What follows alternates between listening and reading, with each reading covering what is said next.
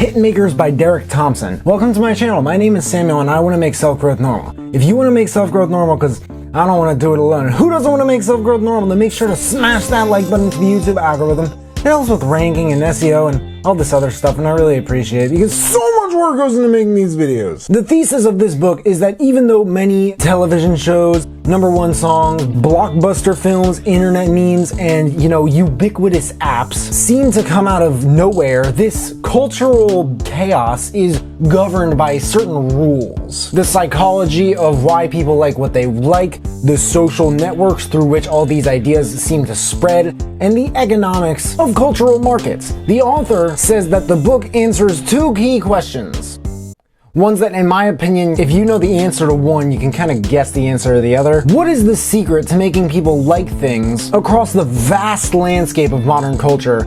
And why do some of these things fail and others succeed? One reason is a balance of new and old. A balance of anxiety and understanding. The whole book really will kind of center around the subject of popularity. Maybe I'm biased, it's one of my favorite books ever, but I think it's fantastically researched. He explains how, although we are curious, we are still conservative. We are hungry for new things, but we have a bias toward familiarity. And it's like, as creators of anything of any kind, why and how can we make new things that people like when they already just prefer what they know? This is a matter of something called the Maya rule, coined by a man named Raymond Loewy, who is said to have been the father of industrial design and the man who shaped America.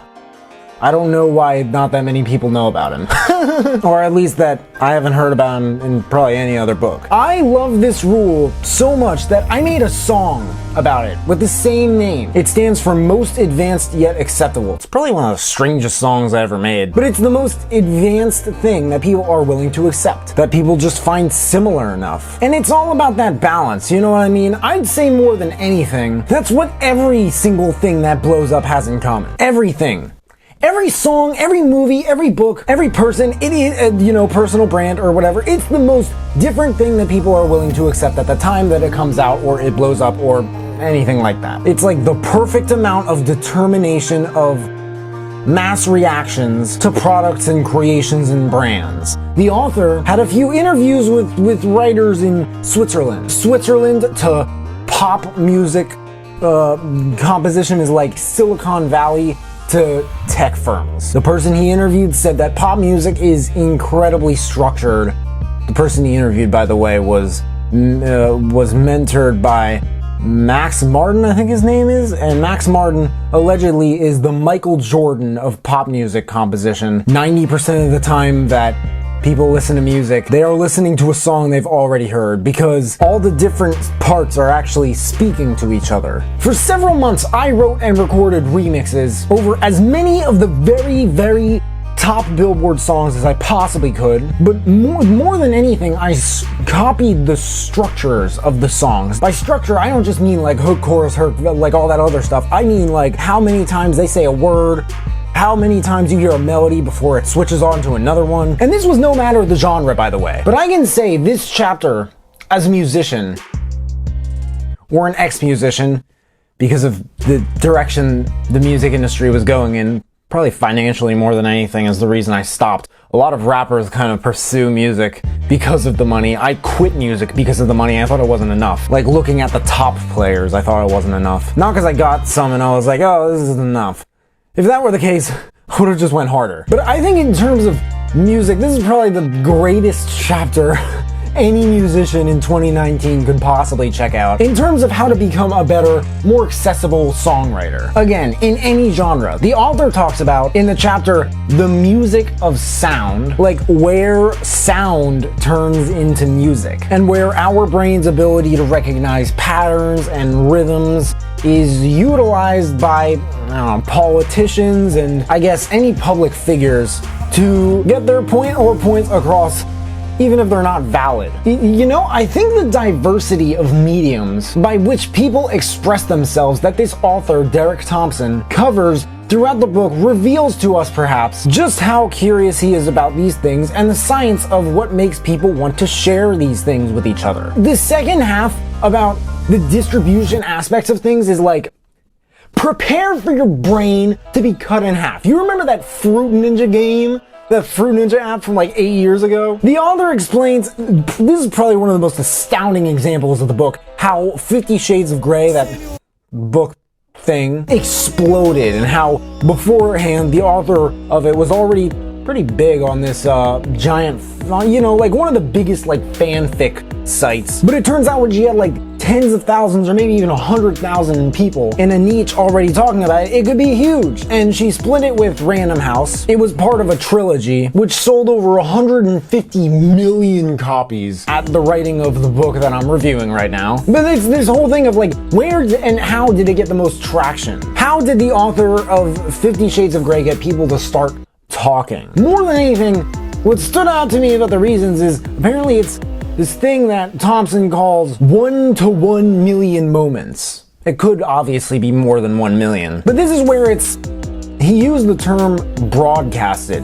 basically influencers talking about it. Now, not to brag, but just to speak from experience, I know for a fact it'll get bigger, since this is where the biggest clusters of my subs and views on YouTube tend to come from. Some of my reviews, I have less than half a thousand subs right now. Some of my reviews have actually been retweeted by the authors of the respected books, and guys like Matt Lieberman with 20k followers had said about his. Joe Navarro with, I think, around 30,000 followers retweeted my review of What Everybody Is Saying, and it's my first review this year that just kind of skyrocketed up to 50, and now it has over 100 views, which is a lot more views than the ones that the authors don't retweet. So for me personally, and maybe even you, to go viral per se would be a matter of many different authors over time retweeting my reviews, and then as it gains more traction, there are going to be more authors who are like, is this kid gonna want to review my book? To throw the spotlight onto another YouTuber, because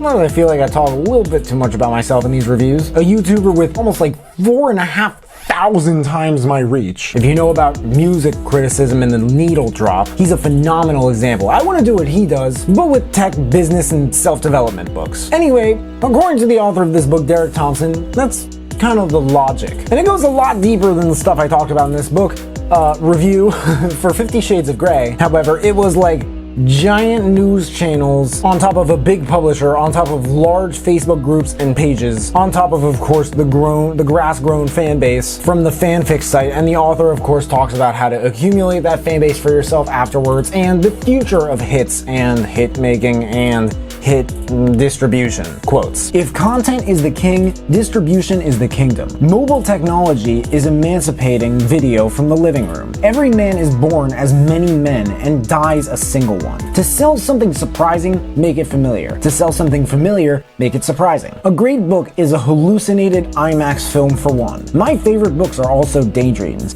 My favorite songs are also places. And my favorite movies are also friends. The only way to break the cycle is to break expectations. It is easier for a young person to learn a social norm than for a middle-aged adult to change his or her mind. Live by the long haul, die by the long haul. Sooner or later, chaos wins. Uncommon excitement precedes uncommon sales. The best jokes are often so specific that they feel private. I'm a firm believer that a person can only be advertised to so many times in the same format before they become cynical. Information isn't supposed to feel like therapy. Sometimes learning about the world should hurt. Direction 1. I recommend this book for any creator, just about, or anyone who's curious about how things become popular, especially today. Particularly today when it's like impossible to keep somebody's attention. Direction 2. If you like this book, without question, I recommend Contagious by Jonah Berger, who's actually mentioned once or twice in it. A lot of things on the subject, or really any, that this book doesn't explain, that one does. And they make a great pair in terms of understanding how and where virality even comes from, whether it even happens, how it kind of forms, what all of the different products and creations and ideas and stuff have in common, and how to finesse the attention you get from them and use it for more long-term growth. Hitmakers by Derek Thompson. There's a link in the description if you guys want to check it out and read the reviews. That and all the other books that I mentioned in this video as well, if you want to check those out too. If there are any other books that you guys want me to check out and review, please let me know in the comments below. Also, let me know if you checked out this book and you liked it. But hey, make sure to smash that like button, subscribe if you haven't already, because I don't get why people watch this far into my videos and they don't subscribe. But if you have subscribed and you want to turn it up just a notch and turn on that notification bell to receive a notification every time I drop a new video, that would mean the world to me. Thank you guys so much for watching. I really appreciate it. You can find me everywhere, and I will see you then.